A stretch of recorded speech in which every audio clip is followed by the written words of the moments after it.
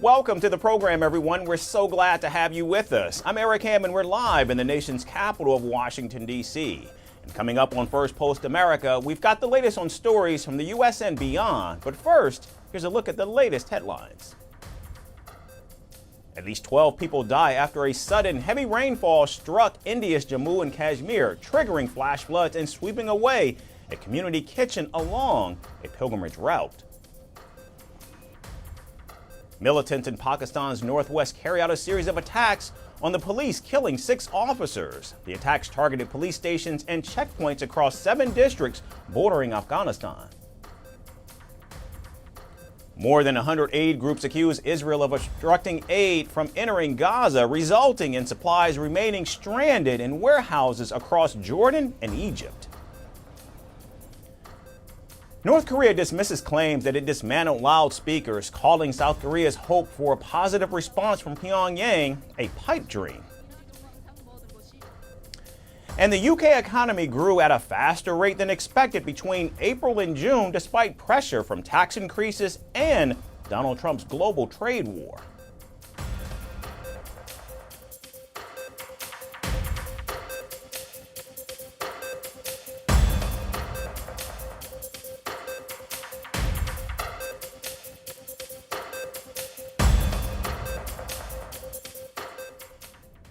Donald Trump has issued a stark warning to Russian President Vladimir Putin. The U.S. president says Moscow will face severe consequences if it blocks peace in Ukraine. Trump didn't disclose specific details about the repercussions, but hinted at possible economic sanctions if his discussions with Putin prove unfruitful. The warning comes just 2 days before Trump and Putin sit down in Alaska for their first major summit. Russia face any consequences if Vladimir Putin does not agree to stop the war after your meeting on Friday? Yes, they will. Yeah. What will the consequences there will be be? consequences. Sanctions, tariffs? There will be, I don't have to say, there will be very severe consequences, yes. Trump also said the conflict in Ukraine was the result of Biden's administration's policy, saying that it would never have happened if he were president. He pointed to his record, claiming he stopped 5 wars in the last 6 months and even eliminated Iran's nuclear capabilities. The president said the goal of the meeting with Putin is to stop the war that has raged for more than 3 years and claimed tens of thousands of lives. Meanwhile, Vladimir Putin on Thursday acknowledged the U.S. administration's sincere efforts to resolve the conflict in Ukraine and suggested Moscow and Washington could reach a deal on nuclear arms control. I will tell you about the stage we are at with the current American administration, which, as everyone knows, is making, in my opinion, quite energetic and sincere efforts to stop the hostilities, stop the crisis, and reach agreements that are of interest to all parties involved in this conflict in order to create long-term conditions for peace, both between our countries and in Europe, and in the world as a whole, if at the next stage we reach agreements in the area of control over strategic offensive weapons. That is what I wanted to say at the beginning.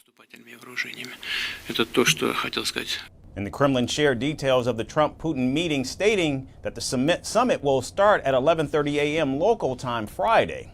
Foreign policy advisor said that apart from Putin, the Russian delegation will include the country's foreign minister, defense minister, finance minister, and the head of the Sovereign Wealth Fund. In addition to the presidents, 5 members of the delegation will participate in the negotiations. Of course, a group of experts will also be nearby. After the negotiations, Vladimir Putin and Donald Trump will hold a joint press conference at which they will summarize the results of the negotiations. As for the summit agenda, it is probably obvious to everyone that the central topic will be the settlement of the Ukrainian crisis. Now, European leaders and Ukraine's President Volodymyr Zelensky recently met with Trump virtually, where they discussed red lines ahead of the Alaska meeting. Now, during the call, leaders outlined Ukraine's non-negotiable positions, and President Trump rated the conversation a 10 and said that Friday meeting with Putin is only setting the table, and if it goes well, he wants a second almost immediately with Zelensky at the table. We're going to meet with, I would say, the second meeting. If the first one goes okay, we'll have a quick second one. I would like to do it almost immediately, and we'll have a quick second meeting between President Putin and President Zelensky and myself if they'd like to have me there. And that would be a meeting where maybe it could be absolutely work. Now, after the online talks with European leaders and Zelensky, French President Emmanuel Macron said Trump agreed that Ukraine's land cannot be negotiated without Kyiv's consent.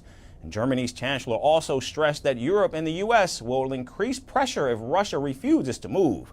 Zelensky, meanwhile, is rallying allies. In fact, he met European leaders in Berlin and is now visiting London for talks with UK's Prime Minister Keir Starmer.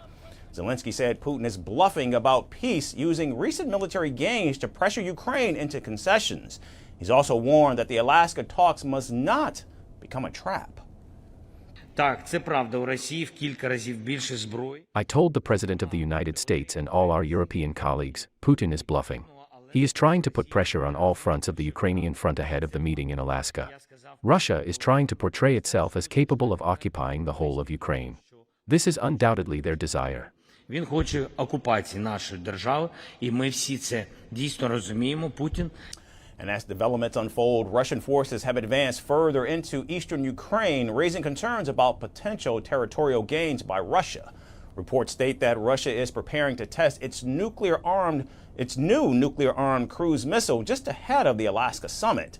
Several satellite images taken in recent weeks show extensive preparations for the test launch in Russia. And the Alaska meeting is intended to address the nearly 3.5-year-old war, the largest conflict in Europe since World War II.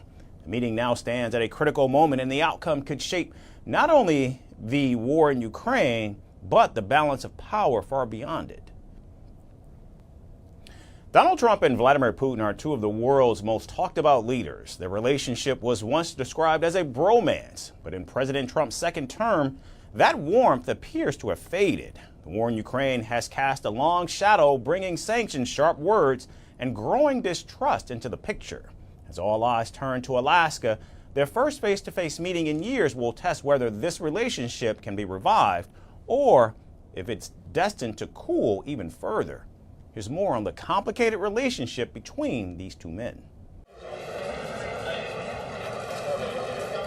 It began long before Donald Trump even entered the White House. In 2007, as a private citizen, he praised Vladimir Putin's leadership.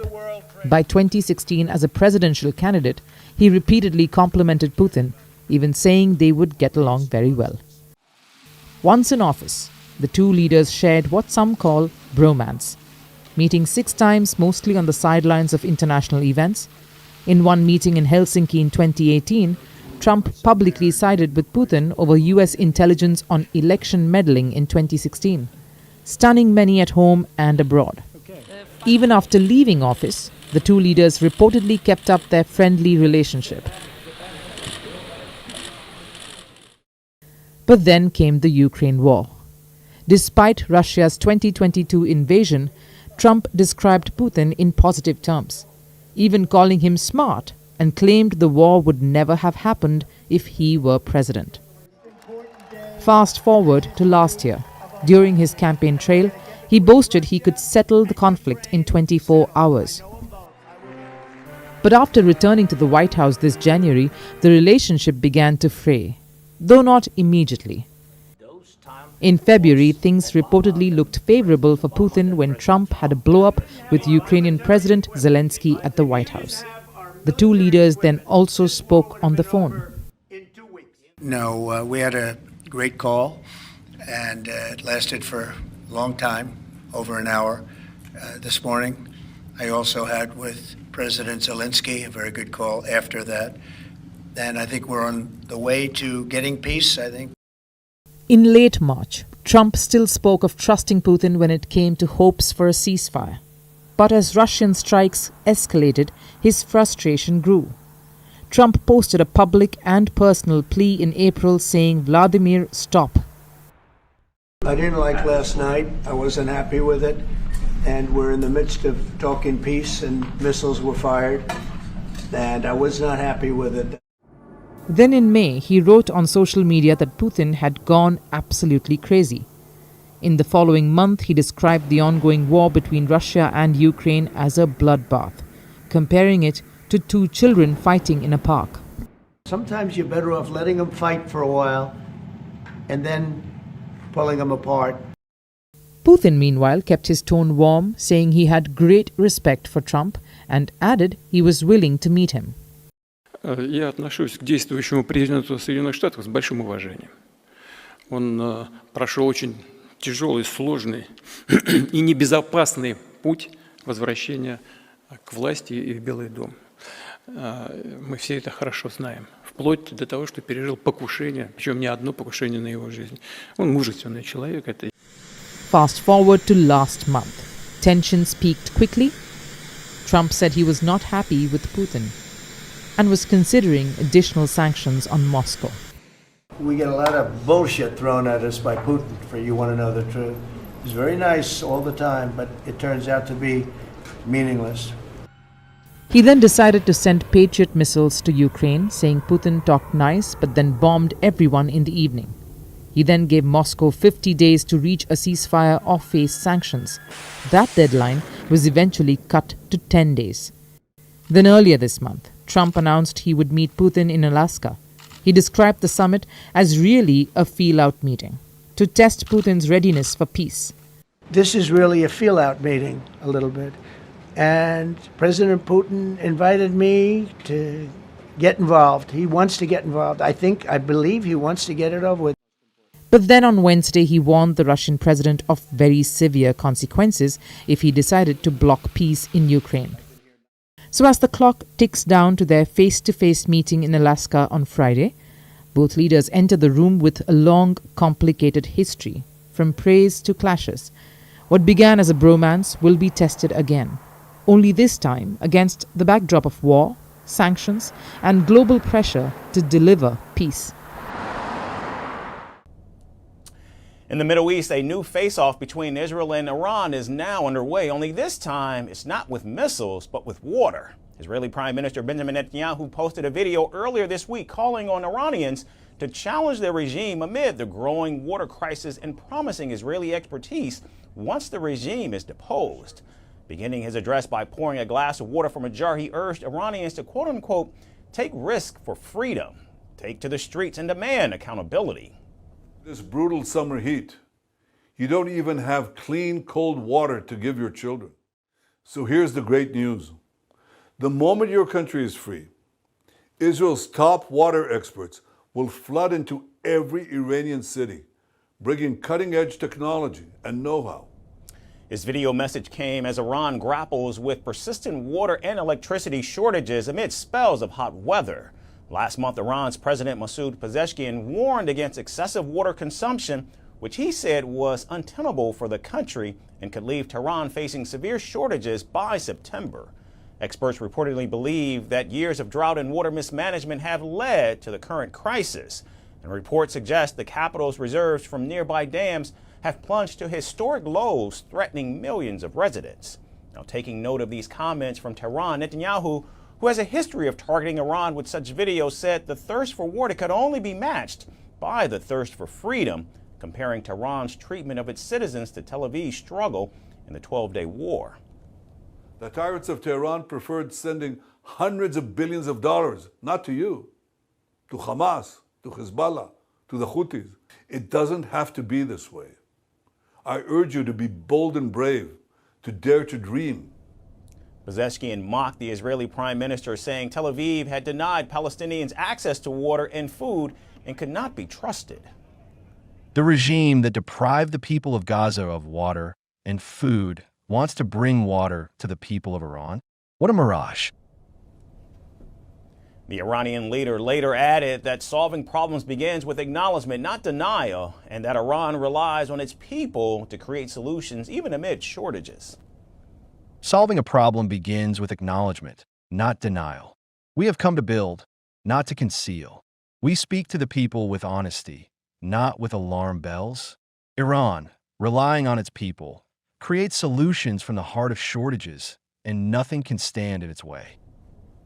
And Netanyahu is not the only one condemning the Iranian regime for the water crisis. Exiled Crown Prince Reza Pahlavi condemned Tehran's handling of the country's resources, saying the regime had driven Iran's water, land, air, skies, lives, and wealth to the edge of destruction.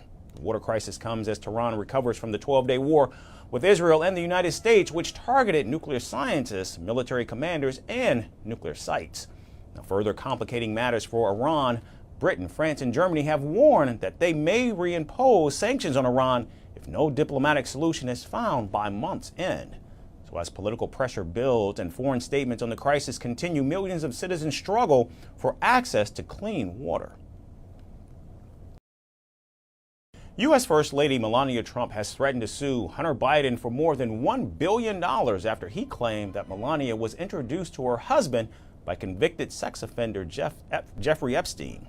The claim came during a wide-ranging interview Hunter Biden gave earlier this month, where he lashed out at Democratic Party elites and spoke about the unreleased Epstein documents. He said these elites undermined his father, Joe Biden, before he dropped out of last year's presidential campaign.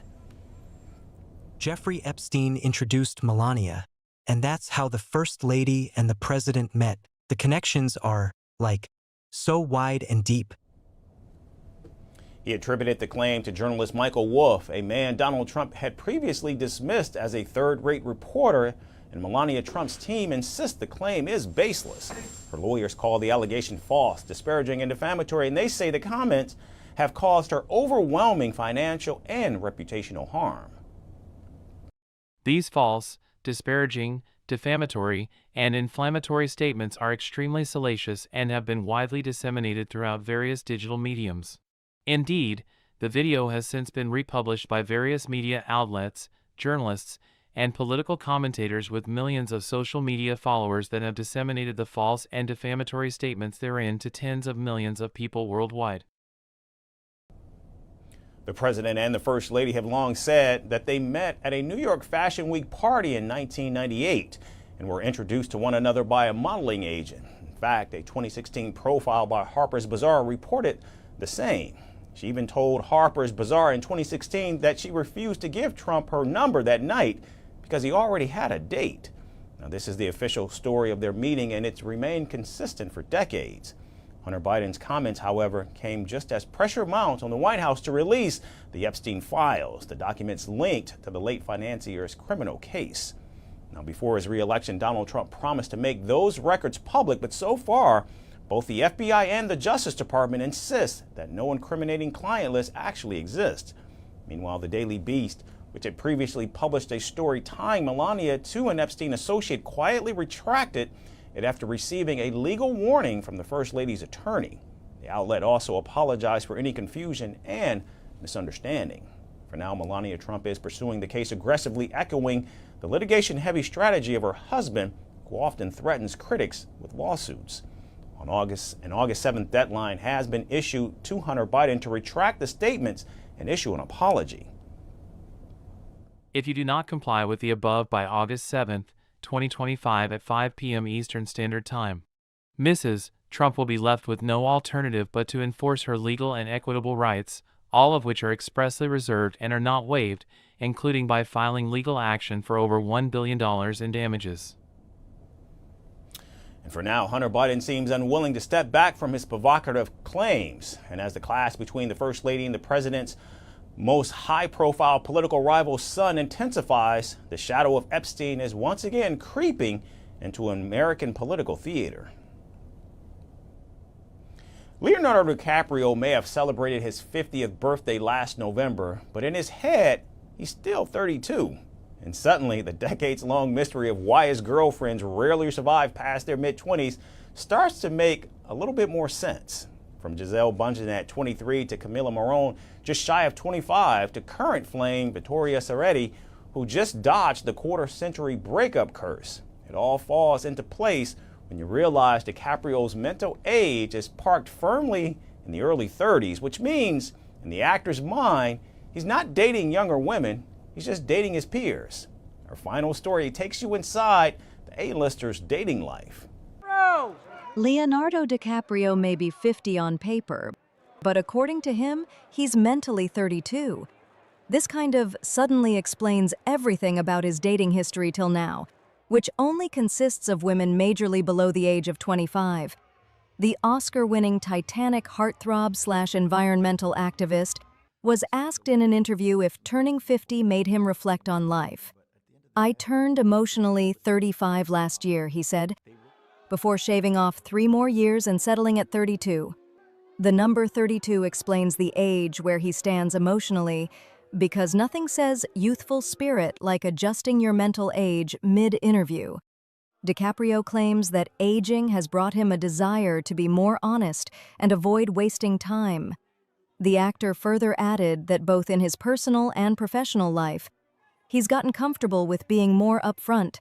The actor would prefer taking the risk of having things fall than staying silent. The Titanic actor also doesn't mind taking the risk of going a separate way from any type of relationship in life. And honestly, this could be the missing link in the mystery of why DiCaprio's girlfriends never seem to make it past their mid-20s. If he feels 32, it makes perfect sense, as he'd be on the same wavelength as someone who still thinks TikTok is a valid news source. For decades, his love life has been the Hollywood equivalent of a time loop. Gisele Bündchen dumped at 23, Camilla Morrone dropped days before her 25th birthday, and now reportedly Vittoria Soretti, 26. Memes flooded the internet when Soretti turned 26, as it appeared to have broken DiCaprio's law of dumping partners as soon as they touched the quarter-century mark. And it looks like Soretti survived that relationship hurdle. Yes, it is called Leo's Law. The actor's romantic history is so predictable that it has been given a name. He gets older, his partners stay the same age. Industry insiders joke that their Tupperware is older than some of his girlfriends. Experts point to his early superstardom as the reason for his, let's say, dating consistency. Some say it's almost like he got emotionally frozen in 1997, the same year when Titanic was released, and DiCaprio was 23.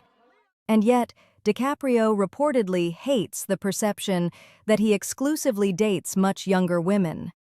The actor's friends claim that he wants something real, like he had with actor and model Camilla Morrone. The duo dated reportedly for nearly 4 years. So, here we are. Leonardo DiCaprio, 50 years old, still feeling 32, and still very much dating women, who were probably in kindergarten when he was filming 2000's The Beach. And if mental age really decides dating range, he's just a 32-year-old looking for love in a room full of 23-year-olds. And from all of us here at Firstpost America, we certainly thank all of you for tuning in. Thanks again for watching, everyone, and we look forward to seeing you right back here again tomorrow.